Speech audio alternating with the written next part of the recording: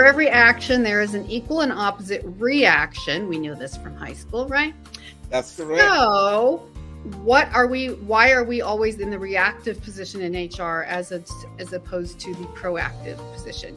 Why aren't we on the front of the problem before it becomes a problem? So when we do have this opportunity, then we want to take it. Welcome to MetaGagement, the HR show that dives deep into the heart of employee engagement and workplace culture.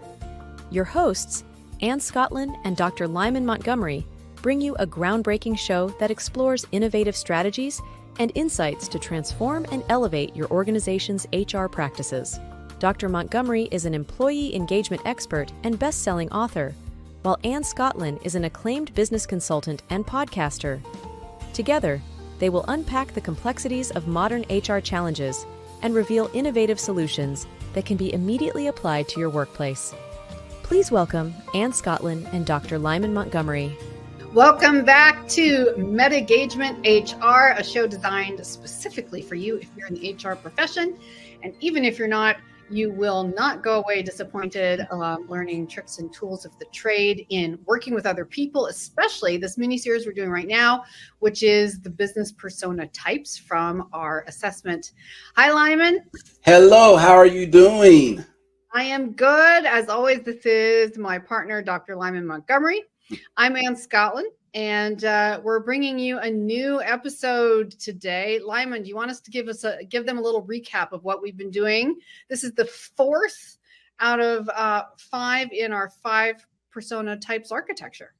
Yeah, if you missed the last couple ones, please go back and listen or watch those podcasts. Very insightful. We kicked off talking about the cheerleader, the motivator, the inspirational type of person. Then we moved to the construction worker, which is the persona of the person who likes to get their hands. They like to get in there with the team. They say, you know what, I wouldn't ask anyone to do anything that I wouldn't do. And then last week we talked about the chess player, highly analytical, always thinking about the next move. They're looking for the root cause. And today we want to talk about the commander. The commander. I know. I love this one. This is going to be fun. You know, it always makes me think about, I don't know if you saw that really great movie called Master and Commander with Russell Crowe. He's the commander. Oh, it's probably 15 years old now, but he's the commander of a British ship. And they sail around through the Galapagos and a whole bunch of other things, and encounter the French and other exciting. It's just a great show. And this is a really silly example, but one of my favorite parts of that is a joke. I'm just going to be completely nerd out here and go with the commander thing. So but I think it applies to HR. So he's sitting at the table in the boat. He's in the captain's cabin there with a couple of his right-hand men and this deck boy, the one who like takes care of the little chores and whatever. And they're eating bread, and they've been at sea for a long time. And they realize that the bread has weevils in it. And he says to the kid, you know, it's just like anything else. You have to pick the better of 2 weevils. I cannot believe I just said that. It's in the movie. That is so corny, but it's funny. Go see it. But isn't that the case so many times? Like, this is the role of the commander often. Because as you said last time, there's like good, better, best, and it can't always be best. So without any moral connotations, how do you choose between the better of 2 evils, 2 challenges, 2 problems, right? This is something the commanders get to do. You know, the commander is that person, you know, that if you had to say, well, how would you describe the commander persona? Whether male or female, doesn't matter. They come off highly confident, not arrogant, but highly confident, very decisive. They have a presence about themselves. They tend to be highly positional. They will introduce themselves by their position. Maybe before they introduce themselves by their name, they will say, well, my name is Captain. My name is Coach. You know that they are in charge. And they have a very clear vision of where they want to go. They're very good at rallying the troops. They don't mind making the tough decision. Matter of fact, the more complex or the more complexity and the more difficult, the better they feel. They're at home. If it's a war, they're the first one to sign up. They talk in terms of battle. They talk in terms of we will not be defeated. We are here to win. They come across also, going back to your illustration with Russell Crowe, they love navigating through the crisis, Mm-hmm. and they're unwavering in their determination to win. Yeah, and I think that is the big part of it. And also, typically you hope that the commander of your ship is a wise person. Yes. Whether that's a woman, whether that's a man, a wise woman, a wise man, someone with experience, someone who is in an intuitiveness to how to make decisions based on facts and experience.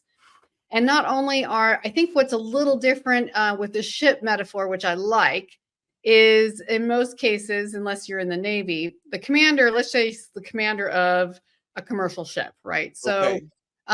it's a little different from commander in the field leading the army. So I am a nerd about medieval and ancient history, as you know, and studied Roman history extensively, and just fascinated with that civilization and how organized they were and how they led the army. And military leadership has a little different vibe, which I think is an important distinction here. Yes. Then corporate HR type leadership, right? This kind of commander is not the one who, yes, we're going to win, but we're all going to win. I think that's the difference. That is the difference. They have that winning spirit about themselves. But a great commander is one that takes it personally, that everybody makes it to the finish line. And so they take it very personal. They want the entire team to win, to your point. Yes. And it's not just winning is getting a paycheck. Somebody said that recently. I don't know if it was you or someone in one of our workshops was like, well, they always just told me, well, what do you want? I mean, what you get to get is a paycheck. And you're like, okay, but I feel like lousy and I'm uninspired. And yeah, so how do I win personally by being at this job? Tell me that. How do I win personally? I get a paycheck. I could get a paycheck somewhere else in many cases, right? So why do I want to stay here with this company? I'm here. I don't want to make a change, but there has to be something in it for me where I just don't feel like I'm put down every single day. And that's the benefit to a wise and experienced commander who has the ability to lead more than to discipline. I think that's interesting distinction. Yes. Very good. Very good distinction. So we're going to jump right in here. As you all know, this is our weekly streaming podcast. And this link that you're watching now, on whatever platform you're listening or watching, will keep you on the show today. And also you can copy and paste it, send it to anyone if you'd like them to join us live today, or if you just want them to watch it later. If they are in business, if they are in HR, they will thank you for it. So shoot that off to them. We really appreciate your help. And do like and subscribe here on whatever channel you are as well, so that we can help keep this content coming to you. And jumping into this persona, notice we don't say personality type. That's a quick review. Our specific MetaGagement assessment for HR deals with business personas of people in the company, which is a little different from traditional personality tests, which is I am always primarily a certain way, because we like to acknowledge that as humans, we play different roles. A lot of times, someone who can be incredibly assertive at work can be incredibly lazy at home. In fact, they maybe think they've earned that when they get home at night. Yeah, and it's a very good distinction in the fact of personality versus persona. This is how you tend to show up in your work role, even though understanding that you can easily flow from a commander, like you said, at home, very decisive, and get home and not make any decisions at all and become a cucumber. So commander at work, cucumber at home. Yes. No, that's great. I love that. And so what we've been doing is moving into scenarios to give you real life examples of what happens when you're facing a particular challenge, a particular problem at work in particular, for today's purposes, HR problem, and what the commander persona, wow, just flipping words everywhere as usual, commander persona is useful for in helping solve that particular problem. So today we wanted to talk about, one is leading DEI transformation. As always, this is a really important part of what we do here at MetaGagement. Not only are we talking about engagement in HR as a whole, but we're also specifically talking about DEI a lot. That's another area of expertise. So DEI engagement. So how do you lead DEI transformation? And the problem that we have today would be the company lacks cohesive DEI strategy. That is a big one. I Yes. think we've talked about that before on the show when we did a live poll recently at an event where you and I were speaking to HR professionals, and they said that I forget what the numbers were, but it was something like Yeah. It was something like 70% of the 60%, time. Yeah, you can 70%. give us that Yes. number. I'll let you Yeah. repeat that. Yeah. I think something like 67 or 70% said they wait till there's like a crisis before they actually do anything, which I thought was incredible. But it's reflective of the industry. HR by its nature tends to be very reactionary. There has to be an action, something has to happen, and then HR gets involved.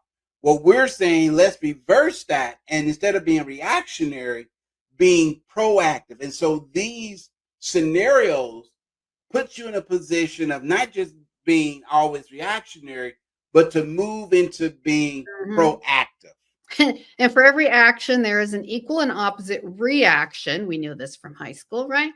That's correct. So, why are we always in the reactive position in HR as opposed to the proactive position? Why aren't we on the front of the problem before it becomes a problem? So when we do have Hmm. this opportunity, then we want to take it. And that's a lot about what we do here at MetaGagement. But let's say we are stuck. Maybe we have a new job, we've inherited a problem. The company we work for lacks a cohesive DEI strategy. They have inconsistent practices. They have low employee engagement. So the commander persona comes into this and says, wow, so somehow I have to develop a clear DEI vision and strategy. What are some things that a captain might be likely to do, a commander rather, would be Yeah, a likely to do? commit. Yeah, they're more likely, number one, to they may not be the one. They might, for example, they may pull in the chess player. They may pull in the cheerleader. They may pull in the construction worker and say, listen, this is where I want to go. What's the best route to get us there? The commander is very good at articulating the vision for whatever it is, if it's a DEI rollout, a new strategy, the goals and action plan. They may not be the one to actually put it together, but they are very clear where they want to go. So the commander would pull together the team and say, listen, this is where I think we need to go.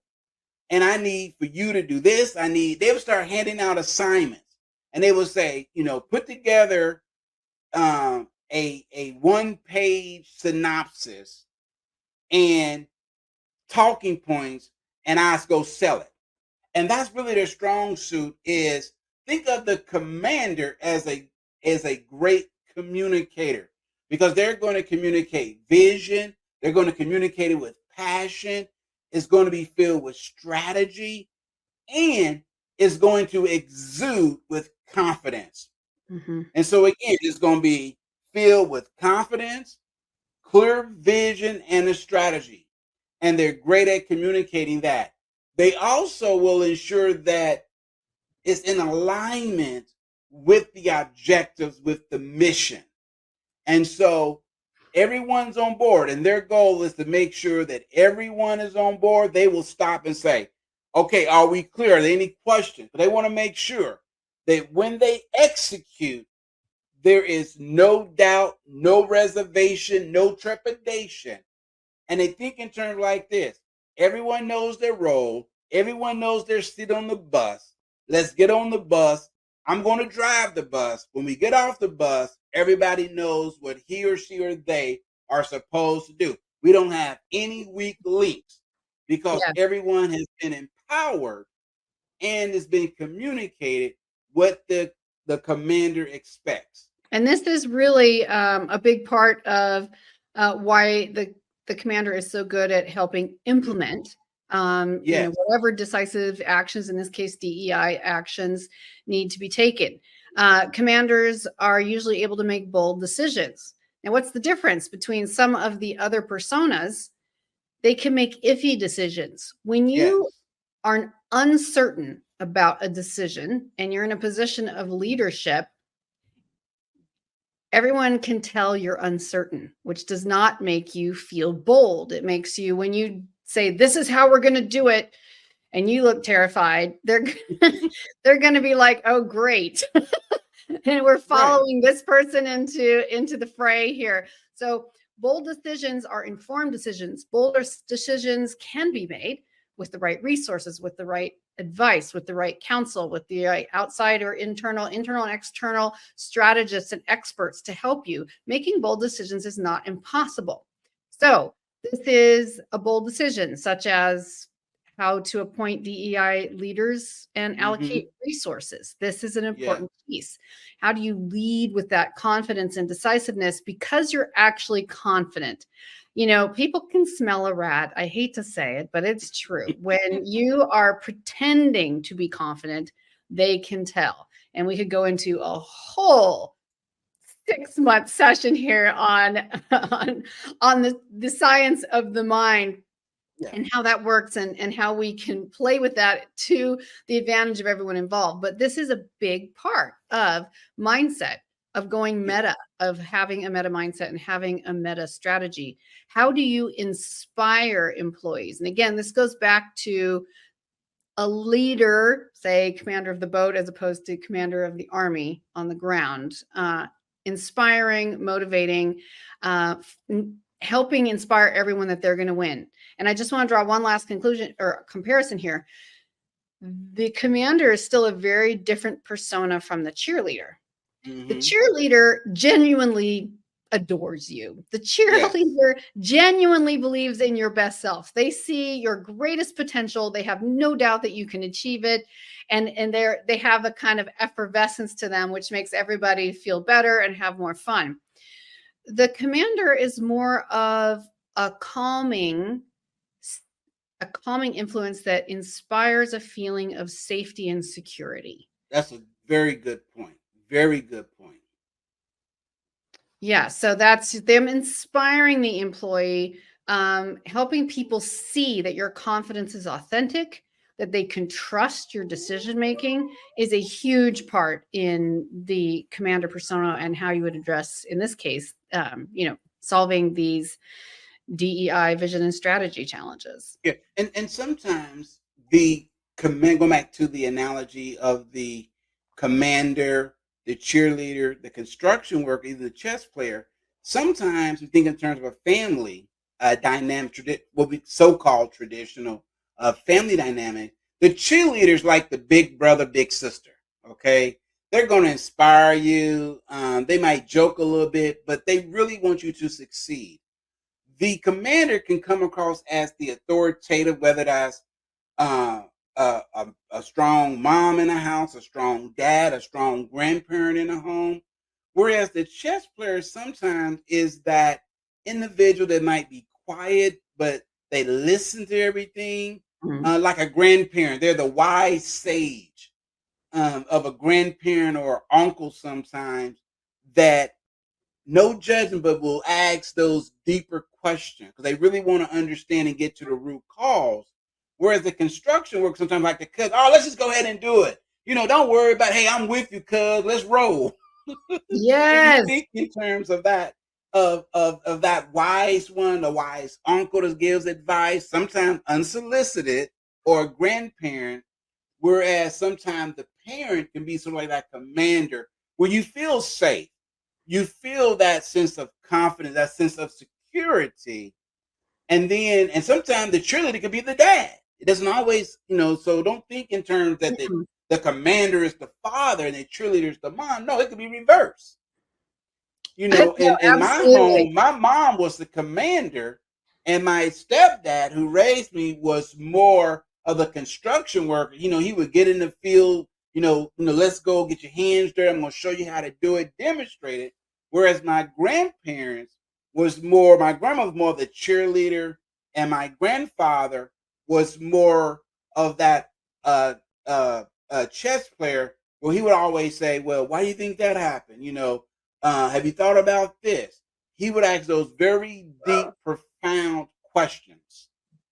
Absolutely. No, it makes such a big difference. And the profound questions can be so much more impactful than the unsolicited Mhm. advice. I could probably tell a bunch of family stories about that right now, but I will refrain. Okay. So, because our producer is telling us we have to go to our commercial break, so we're going to go do that right now. Please shoot us your comments, questions. Shoot this link off to someone who would enjoy joining us today or after the program, even. And we will be right back.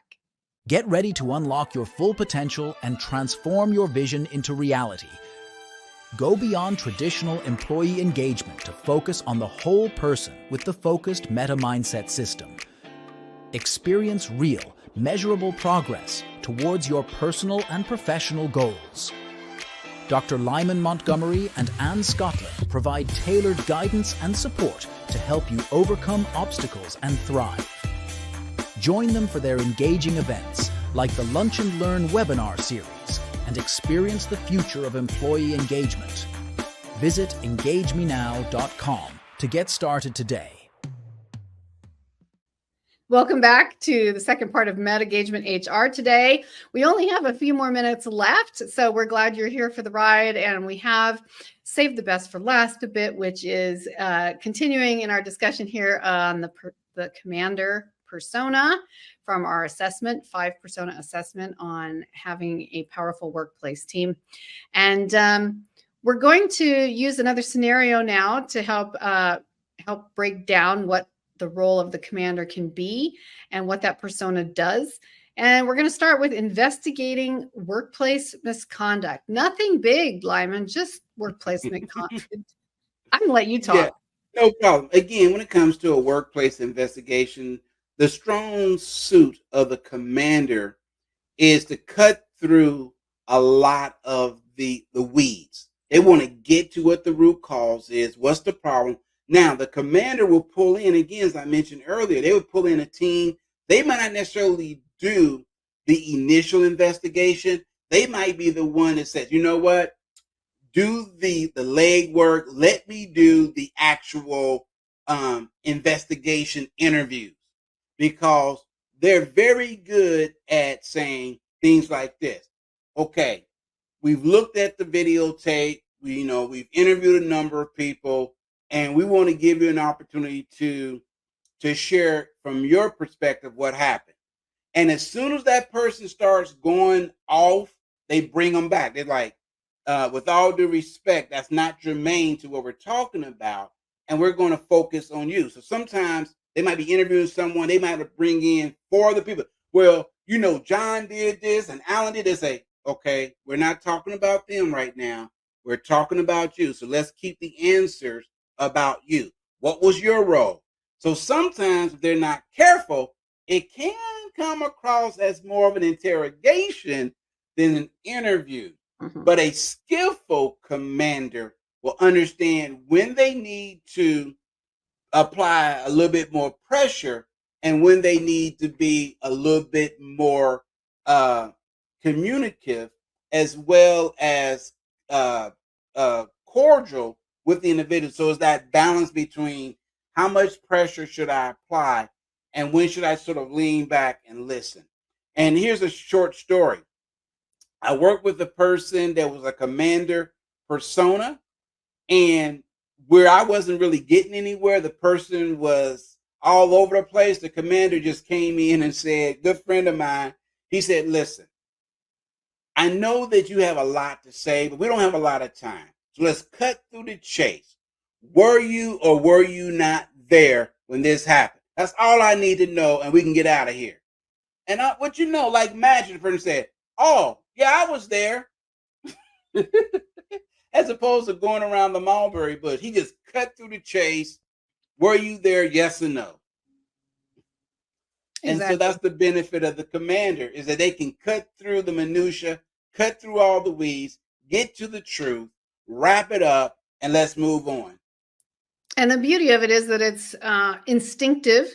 Again, not necessarily your whole personality trait, maybe one that you use most at work. Maybe you do use it all the time, but it can be one that's just mostly employed at work, or it can be your primary or dominant persona. And that is enough. And again, anytime you're operating within a persona and utilizing those specific skills, it means that you are working with letting an individual do this task who has a natural instinct, Yes. a natural ease. It doesn't mean that it's all easy. It just means that they're believable, they are authentic, they can make decisions, and people trust that they have, your best interest in mind, or the best interest of at least the company in mind. So you have a confidence level that communicates clearly with them. Yeah. And the last thing I say about going back to, let's say, an interview, they will start off making you feel extremely comfortable. They're very good at building rapport. They're going to build trust.